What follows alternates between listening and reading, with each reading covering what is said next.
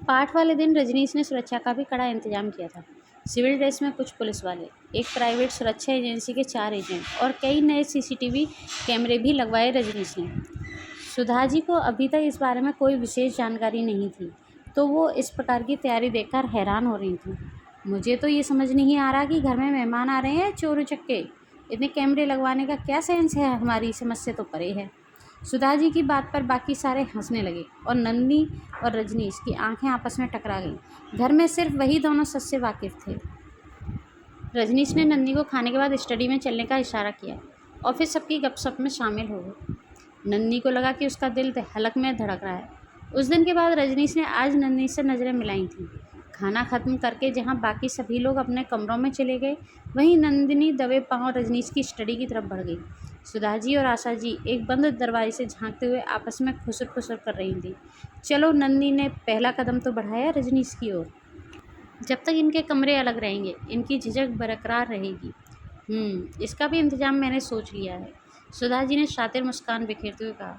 उधर नंदिनी को रजनीश के पास जाने में जितनी झिझक महसूस हो रही थी, वो स्टडी में घुसते ही गायब हो गई। स्टडी रूम में तपन, आरती और कई अनजान लोग पहले से ही मौजूद थे। दरअसल स्टडी रूम का एक दरवाज़ा बाहर पोर्च से भी खुलता था और रजनीश स्टडी रूम को अपने ऑफिस की तरह इस्तेमाल करता था। आरती, गुड आफ्टरनून नन्नी, कैसी हो? नन्नी आगे बढ़कर आरती के गले लग गई। रजनीश, तपन और बाकी सबके सब इंतजाम करने में व्यस्त थे। उसने एक नज़र नन्नी को देखा और फिर बातों में मसरूफ़ हो गया। क्या वो अभी तक नाराज़ है? आरती ने धीरे से पूछा। नन्नी ने शर्म से अपनी नज़रें झुका ली। तुम्हें अब खुद से ही पहल करनी होगी, वो ऐसा ही है। अव्वल तो वो किसी से नाराज़ होता नहीं है और अगर हो जाए तो फिर उसे मनाना, उफ, तौबा तौबा। आरती की बात सुनकर नन्नी ने रजनीश की तरफ नज़रें घुमाईं तो उसे अपनी तरफ से देखते हुए पाया। दोबारा नज़रें मिलते ही रजनीश हचकचा गया और आरती को समझाने लगा। आरती, तू नन्नी का साथ 1 मिनट के लिए भी नहीं छोड़ेगी। तैयार होने के बाद नन्नी के कपड़ों में माइक और कैमरा लगाने का जिम्मा तेरा है। तूने सर से समझ लिया है ना कि दोनों यूनिट्स कैसे सेट करनी है? आरती ने थम्सअप करके स्माइल दी तो रजनीश ने 2 सेट आरती की तरफ बढ़ा दिए। तू भी लगा लेना माइक और कैमरा, ओके? आरती ने दोनों सेट ले लिए और नन्नी के साथ बाहर आ गई। नन्नी को इतना तो समझ आ गया कि वहाँ खड़े सारे लोग पुलिस और सिक्योरिटी एजेंट हैं। वो दोनों साथ में तैयार होने चल दी।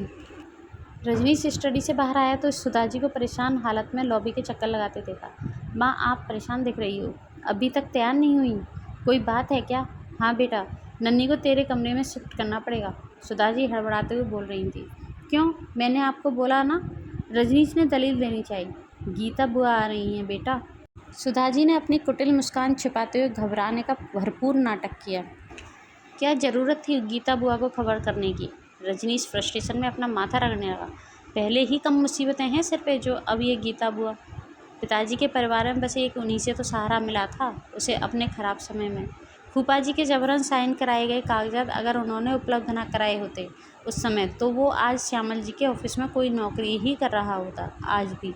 इसी वजह से सुधा जी और रजनीश उनका बहुत कायदा करते हैं और वो भी उन पर अपना पूरा अधिकार जता लेती हैं।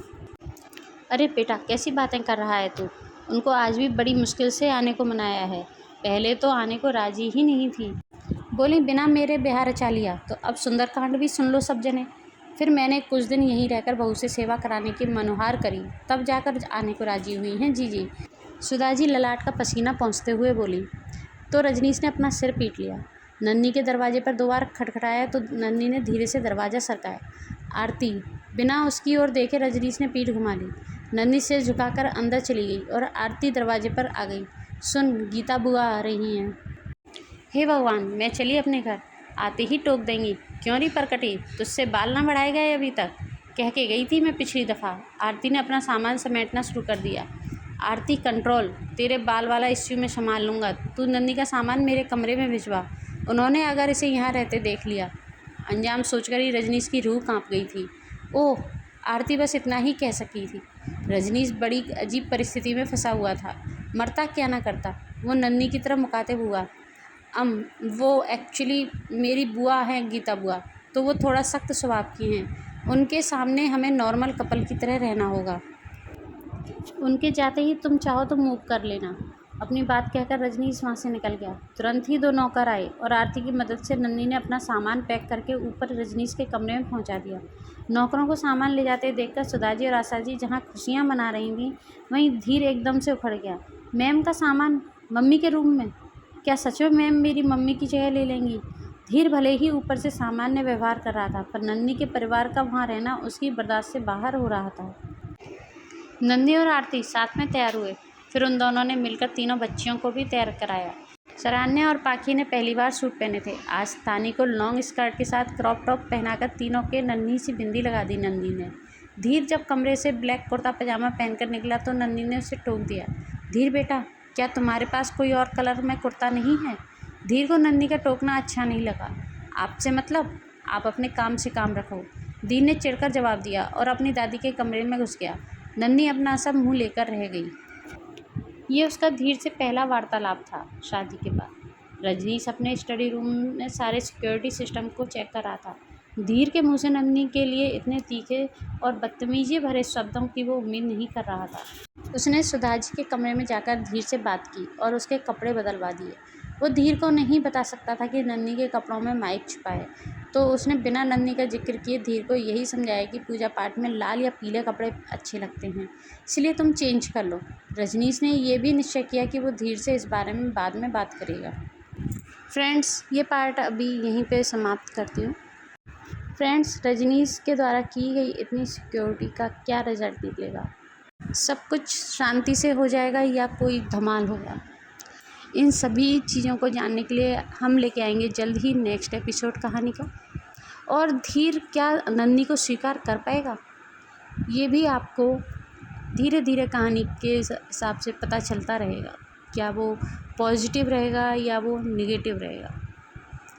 अगर आपको कहानी पसंद आ रही हो तो उसे लाइक शेयर ज़रूर करें। चैनल सब्सक्राइब कर लें, बेल आइकन प्रेस कर लें, जिससे कि आपको आने वाली न्यू स्टोरी और एपिसोड का नोटिफिकेशन मिल सके।